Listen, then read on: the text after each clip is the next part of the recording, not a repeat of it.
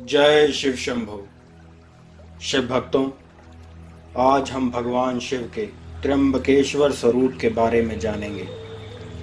शिव सदाचारी और कल्याणकारी हैं। शिव अपने हर एक भक्त की रक्षा के लिए सदैव तत्पर रहते हैं।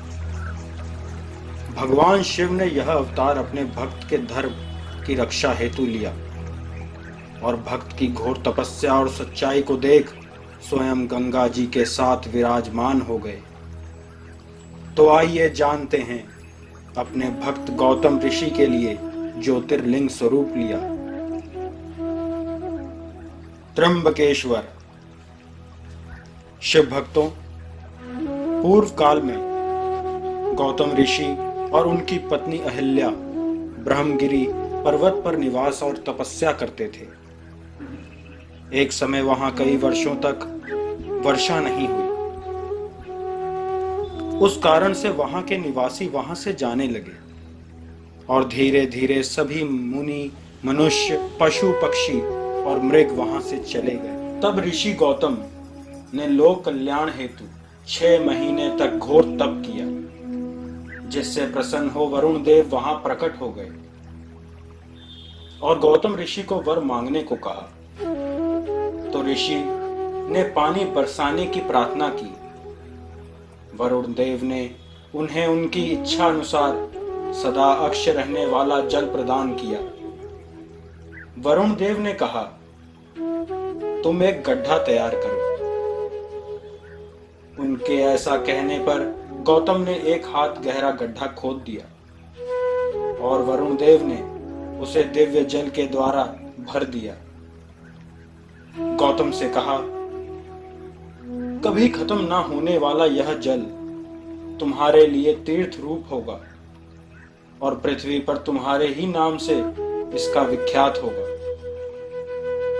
यहाँ किए हुए दान, होम, तप, देव पूजन तथा पितरों का श्राद्ध सभी अक्षय होंगे।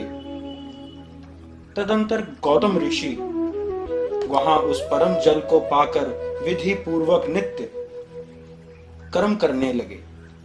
वहां नित्य होम की सिद्धि के लिए धान, जौ और अनेकों निवार बो दिए। तरह तरह के धान्य, वृक्ष और फल फूल लहलहा उठे। यह देख जो वहां से चले गए थे वो सब वापस आने लगे और भी अनेकों जीव जंतु भी वहां आकर बसने लगे। देखते ही देखते वह एक सुंदर वन में बदल गया। गौतम जी के प्रभाव से वह वन सुंदर और आनंदित हो गया। एक बार ऋषि गौतम के आश्रम में आकर कुछ ब्राह्मणों की स्त्रियां जल के प्रसंग को लेकर अहल्या पर नाराज हो गईं और उन्होंने अपने पतियों को उकसाया। उन लोगों ने गौतम का अनिष्ट करने के लिए गणेश जी की आराधना की। भक्त पराधीन गणेश जी ने प्रकट होकर वर मांगने के लिए कहा। तब वे बोले, भगवान, यदि आप हम पर प्रसन्न हैं, हमें वर देना चाहते हैं, तो ऐसा कोई उपाय कीजिए जिससे समस्त ऋषि गौतम को आश्रम से बाहर निकाल दें। गणेश जी ने कहा, ऋषियों, तुम सब लोग सुनो। इस समय तुम उचित कार्य नहीं कर रहे हो। बिना किसी अपराध के उन पर क्रोध करने के कारण तुम्हारी हानि ही होगी। जिन्होंने पहले उपकार किया हो, उन्हें यदि दुख दिया जाए तो वह अपने लिए हितकारक नहीं होता, परंतु इस समय तुम लोग उन्हें दुख दे रहे हो। उनको बारंबार समझाया और दूसरा वर मांगने को कहा, फिर भी उन्होंने इस स्वीकार नहीं किया। भक्तों के अधीन होने के कारण शिव कुमार ने उनकी प्रार्थना स्वीकार कर ली और यह भी कहा, इससे तुम्हारा ही अनिष्ट होगा। उधर भगवान गणेश जहां गौतम ऋषि अपने खेतों में खड़े थे, उन खेत में गणेश जी एक बहुत ही दुर्बल गाय के रूप में खड़े हो गए। वो गाय कांपती हुई चरने लगी। ऐसा देख गौतम ऋषि उसकी सहायता हेतु उसे धान खिलाने लगे कि तभी धान का हल्का सा स्पर्श पड़ते ही वो गाय गिर पड़ी और मर गई। वो सब ऋषि और उनकी पत्नियां वहां छुपकर सब कुछ देख रहे थे और तभी बाहर आकर गौतम को बोले, ये तुमने क्या किया? तुमने गौ हत्या की है। तभी सभी ब्राह्मण और उनकी पत्नियां गौतम को डांटने और दुर्वचनों द्वारा अहल्या को पीड़ित करने लगी, उन्हें पत्थरों से मारने लगे। गौतम ऋषि और उनकी पत्नी अहल्या वहां से एक कोस दूर चले गए। फिर भी उन मुनियों ने गौतम को वहां आकर भी बहुत पीड़ित किया। गौतम अपनी शुद्धि के लिए उनसे प्रार्थना करने लगे। उनकी प्रार्थना सुनने पर उन ब्राह्मणों ने कहा, गौतम तुम अपने पापों को प्रकट करते हुए 3 बार सारी पृथ्वी की परिक्रमा करो, फिर लौटकर यहाँ 1 महीने तक व्रत करो। उसके बाद इस ब्रह्मगिरी पर्वत की 101 परिक्रमा करने के पश्चात तुम्हारी शुद्धि होगी। अथवा यहाँ गंगा जी को ले आकर उन्हीं के जल से स्नान करो तथा 1 करोड़ पार्थिव लिंग बनाकर महादेव जी की आराधना करो। फिर गंगा में स्नान करके इस पर्वत की 11 बार परिक्रमा करो। तत्पश्चात 100 घड़ों के जल से पार्थिव शिवलिंग को स्नान कराने पर तुम्हारा उद्धार होगा। ऐसा सुनकर गौतम बोले, ऐसा ही होगा, और अपने आराधना में लग गए। इसमें उनकी पत्नी ने उनका पूरा साथ दिया। उनकी तपस्या और भक्ति देख भगवान शिव, सबका दुख हरने वाले देवादिदेव महादेव वहां प्रकट हो गए और गौतम से वर मांगने को कहा। प्रभु शिव के सुंदर रूप को देखकर आनंदित हुए गौतम ने भक्ति भाव से शंकर को प्रणाम करके उनकी स्तुति की। लंबी स्तुति और प्रणाम करके दोनों हाथ जोड़कर वे उनके सामने खड़े हो गए और बोले, देव मुझे निष्पाप कर दीजिए। भगवान शिव ने कहा, मुने तुम धन्य हो, कृत्य कृत्य हो और सदा ही निष्पाप हो। इन दुष्टों ने तुम्हारे साथ छल किया। जगत के लोग तुम्हारे दर्शन से पाप रहित हो जाते हैं, फिर सदा मेरी भक्ति में तत्पर रहने वाले तुम क्या पापी हो? जिन दुरात्माओं ने तुम पर अत्याचार किया है वे ही पापी हैं, दुराचारी हैं और हत्यारे हैं। वे सब के सब कृतघ्न हैं, उनका कभी उद्धार नहीं हो सकता। महादेव जी की बात सुनकर गौतम बहुत हैरान और प्रसन्न भी हुए। उन्होंने भक्ति पूर्वक भगवान शिव को प्रणाम किया और हाथ जोड़कर बोले, उन ऋषियों ने तो मेरा बहुत बड़ा उपकार किया। अगर उन्होंने ऐसा ना किया होता तो मुझे आपके दर्शन कैसे होते? भक्त सदैव ही अपने प्रभु की भक्ति और लोकहित के बारे में ही सोचते हैं और कभी भी अपने आराध्य से विमुख नहीं होते।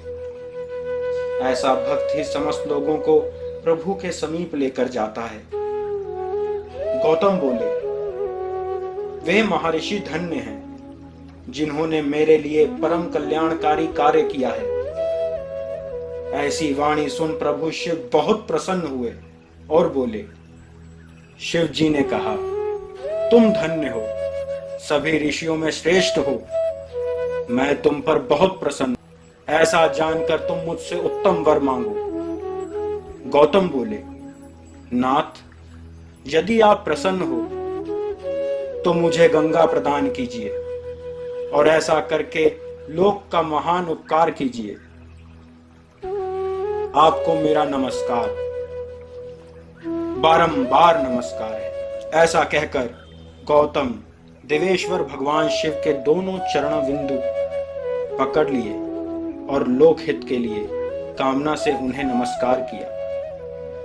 तब शंकर देव ने पृथ्वी और स्वर्ग के सारभूत जल को निकालकर, जिसे उन्होंने पहले से ही रख छोड़ा था, और विवाह में ब्रह्मा जी के दिए हुए जल में से जो कुछ भी शेष बचा हुआ था, वह सब भक्तवत्सल शंभु ने उन गौतम मुनि को दे दिया। उस समय गंगा जी का जल परम सुंदर स्त्री रूप धारण कर वहां प्रकट हुआ। ऐसा देख गौतम मुनि गंगा जी की स्तुति करने लगे। शिव जी ने गंगा जी से कहा, देवी, तुम मुनि को पवित्र करो और तुरंत वापस ना जाकर वैवस्वत मनु के 28वें कलयुग तक यहीं रहो। गंगा ने कहा, महेश्वर, यदि मेरा महत्व सब नदियों से अधिक हो तो आप अंबिका तथा गणों के साथ आप भी यहां रहें, तभी मैं इस धरातल पर रहूंगी। शिव जी बोले, तुम धन्य हो, मेरी बात सुनो। मैं तुमसे अलग नहीं हूं, तथापि मैं तुम्हारे कथनानुसार यहां स्थित रहूंगा। तुम भी स्थित हो जाओ। ऐसा देख समस्त देवता ऋषि वहां आ पहुंचे और प्रभु शिव गंगा और मुनि गौतम की स्तुति करने लगे। प्रभु शिव और गंगा का विधि पूर्वक पूजन करने लगे। ऐसा देख प्रभु शिव और देवी गंगा बहुत प्रसन्न हुए।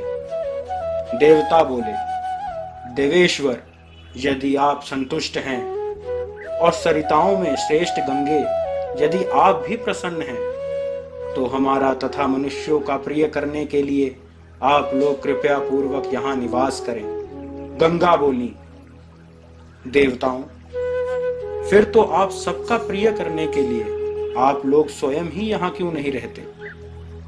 देवता बोले, सबके परम सुहद बृहस्पति जी जब जब सिंह राशि पर स्थित होंगे तब तब हम सब लोग यहाँ आया करेंगे, इसमें संशय नहीं।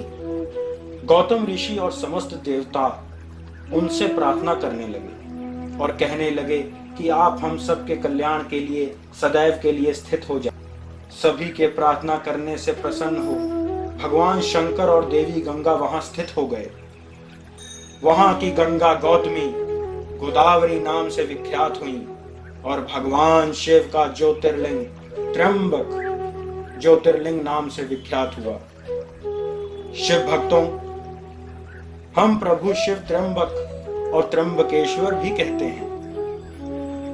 यह ज्योतिर्लिंग महान पापों का नाश करने वाला है। उसी दिन से लेकर जब जब बृहस्पति सिंह राशि में स्थित होते हैं तब तब सब तीर्थ क्षेत्र, देवता, पुष्कर आदि सरोवर, गंगा, नदियां तथा श्री विष्णु आदि देवगण अवश्य ही गौतमी के तट पर पधारते और वास करते हैं। अगर आपको यह वीडियो पसंद आई हो तो कृपया करके लाइक, शेयर और सब्सक्राइब जरूर करिएगा। हम आपके लिए शिव की लीलाएं लाते रहेंगे। जय शिव शंभु।